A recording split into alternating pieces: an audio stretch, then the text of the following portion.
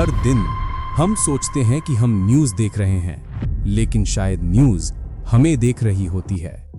हर रात टीवी पर जो दिखता है वो देश का सच नहीं होता, वो होता है जो हमसे दिखवाया जाता है। Debates scripted, headlines tailor made और नैरेटिव्स पहले डिसाइड होते हैं, बाद में दिखाए जाते हैं। क्योंकि यहाँ न्यूज़ का असली मकसद बताना नहीं होता, यहाँ मकसद होता है टीआरपी कमाना। एक ब्रेकिंग न्यूज़ का तेज एनिमेशन, एक एंकर का उग्र चेहरा, एक वायरल क्लिप का शॉक, बस इतना सा काफी है आपके दिमाग का पूरा नैरेटिव बदलने के लिए। और जब टीवी का एक छोटा सा सीन सोशल मीडिया पर 100 टाइम्स तेज वायरल होता है, तो मिस इन्फॉर्मेशन डबल स्पीड से फैलती है। ये वॉर गन से नहीं लड़ी जाती, ये वॉर लड़ी जाती है हेडलाइंस, हैशटैग्स और टीआरपी से। News channels, social media, algorithms सब एक ही चीज चाहते हैं, आपका ध्यान।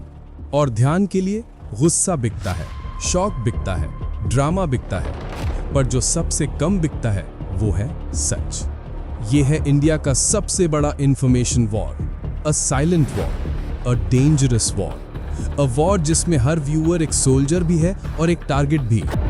Welcome to the TRP war. और आज हम एक्सपोज करने जा रहे हैं वो पूरा सिस्टम जो डिसाइड करता है आप क्या देखेंगे, क्या मानेंगे और किस पर भरोसा करेंगे। टीवी पे जो न्यूज़ आप देखते हो उसके पीछे एक छुपा हुआ नंबर होता है, टीआरपी। और ये नंबर डिसाइड करता है कि कौन सा चैनल टॉप पर है और कौन सा पीछे। टीआरपी का मतलब होता है कितने लोग टीवी पर कोई चैनल देख रहे हैं। जितने ज्यादा लोग देखते हैं, टीआरपी उतनी हाई। जब टीआरपी हाई होती है तो चैनल ज्यादा पैसा कमाता है। इंडिया के कुछ सिलेक्टेड घरों में टीवी के साथ एक छोटा डिवाइस लगा होता है, पीपल मीटर। जब टीवी चलती है, ये मीटर रिकॉर्ड करता है कौन सा चैनल चल रहा था और कितनी देर तक। पूरे देश में 21 करोड़ टीवी वाले घर हैं, पर टीआरपी सिर्फ 50 से 55 हजार मीटर वाले घरों के डेटा से बनता है। ये सारा डेटा एक ऑर्गेनाइजेशन कलेक्ट करती है, बार्क इंडिया। वही डिसाइड करता है कौन सा चैनल नंबर 1 है, कौन नंबर 10। टीआरपी बढ़ती है तो चैनल को एड्स मिलते हैं, एड्स मिलते हैं तो पैसा आता है। जितना ज्यादा टीआरपी उतना ज्यादा पैसा। और इसी पैसे के प्रेशर में न्यूज रूम से कहा जाता है ब्रेकिंग चलाओ, शोर करो, टीआरपी लाओ। हर सुबह चैनल्स अपना टीआरपी चेक करते हैं। कल 9 बजे क्या चल रहा था, किस एंकर का शो ऊपर गया, कहां टीआरपी गिरा। जहां टीआरपी बढ़ती है वही कंटेंट बार बार रिपीट होता है। टीआरपी की रेस में सच वाली जर्नलिज्म पीछे है जाती है। कम रिसर्च ज्यादा तमाशा, कम सवाल ज्यादा शाउटिंग। क्योंकि जो चलता है वही दिखाया जाता है, चाहे वो यूजफुल हो या नहीं। एग्जाम्पल के लिए मान लो एक न्यूज शो 0.5 टीआरपी से 1.5 टीआरपी तक पहुंच गया। बस उस दिन उस चैनल की एड इनकम 2 से 3 गुना बढ़ सकती है। इसीलिए सब चैनल्स टीआरपी के पीछे भागते रहते हैं। Chapter 2, TRP war, sensationalism versus truth. सच सिंपल होता है, पर टीआरपी को सिंपल चीजें पसंद नहीं आती। इसलिए कई बार न्यूज रूम्स क्या करते हैं, एक नॉर्मल रिपोर्ट को मसाला बना देते हैं, फैक्चुअल स्टोरी को ड्रामेटिक स्क्रिप्ट बना दिया जाता है। सुशांत सिंह राजपूत केस, 3 महीने तक प्राइम टाइम का लगभग 75% हिस्सा सिर्फ एक ही केस पर चला। एक एक्टर की ट्रेजिक डेथ को न्यूज चैनल्स ने फुल टाइम ड्रामा बना दिया। Anchors turned into self-proclaimed crusaders for justice, filling prime-time slots with endless speculation. Conspiracy theories ran wild, from witchcraft to black magic to political plots.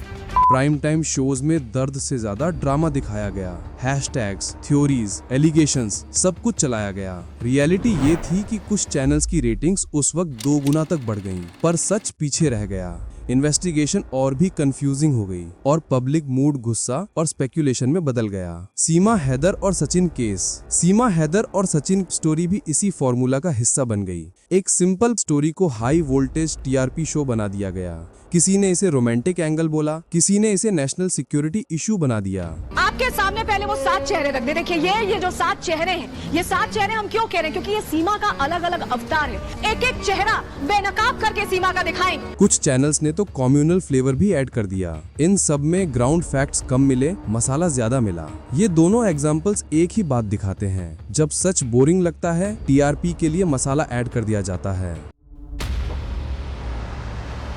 Noise based debates and ratings. आज की debates में logic कम होता है, आवाज ज्यादा होती है, क्योंकि शोर अटेंशन खींचता है और अटेंशन से टीआरपी बनती है। इंडस्ट्री रिपोर्ट्स के हिसाब से शाउटिंग डिबेट्स का वॉच टाइम नॉर्मल रिपोर्ट से 2 गुना होता है। जब पैनल लड़ता है, जब एंकर चिल्लाता है, तब ऑडियंस रिमोट नहीं उठाती, वो देखते रहते हैं। इसीलिए सब डिबेट शोर से भर दिए जाते हैं, क्योंकि सबको टीआरपी चाहिए।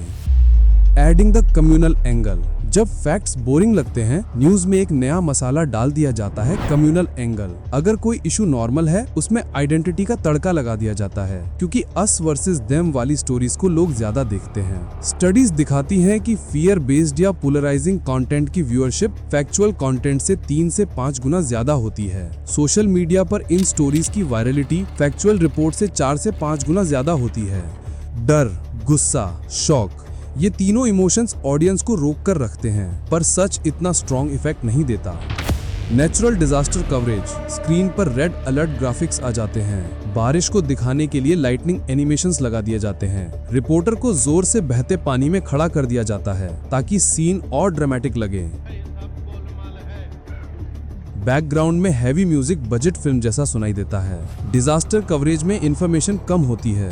जब नेचुरल डिजास्टर होता है, न्यूज का काम होता है फैक्ट्स एक्सप्लेन करना, लेकिन टीआरपी प्रेशर में कवरेज इंफॉर्मेशन से ज्यादा परफॉर्मेटिव हो जाती है।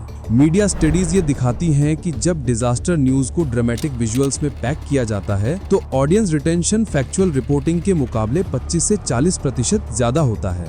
मसाला न्यूज ने सच को धक्का दे दिया, नॉइज ने जर्नलिज्म को दबा दिया, इमोशन स्ट्रॉन्ग हो गए, फैक्ट्स कमजोर पड़ गए। ये रेस नहीं, एक वॉर है, टीआरपी वॉर। ये सिर्फ शुरुआत थी। नेक्स्ट वीडियो में हम टीआरपी वॉर के सबसे डेंजरस हिस्सों पर बात करेंगे, तो चैनल को सब्सक्राइब कर लेना ताकि अगला चैप्टर मिस ना हो। मिलते हैं नेक्स्ट एपिसोड में।